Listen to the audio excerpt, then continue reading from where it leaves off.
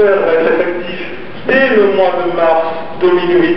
en ce qui concerne les dossiers criminels, ce qui fait qu'effectivement le département des Hautes-Pyrénées n'aura plus de compétences en matière criminelle à compter de 2008, et s'il y a effectivement une affaire criminelle qui se passe du côté d'Arreau,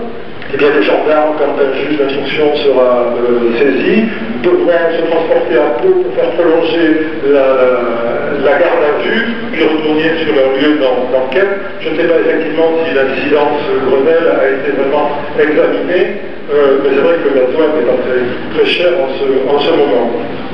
Donc, cette suppression du pôle d'instruction, si elle pose aussi tellement question, c'est parce qu'elle nous apparaît peut-être comme le prélude à la suppression du tribunal de grande instance inscrit en Pau, ce qui implique de lourdes contraintes matérielles et financières pour les victimes, les auteurs, leurs conseils et l'ensemble des services de la justice. Le tribunal de grande instance de Tarbes n'étant pas doté d'un pôle de l'instruction, son existence même pourrait être mise en cause en 2010. En effet, pourquoi maintenir un service pénal et un parquet dans un tribunal qui ne possède pas un pôle d'instruction?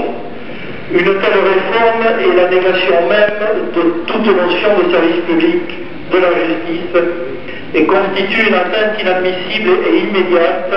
à une justice de proximité dans notre département et dans notre région Midi-Pyrénées,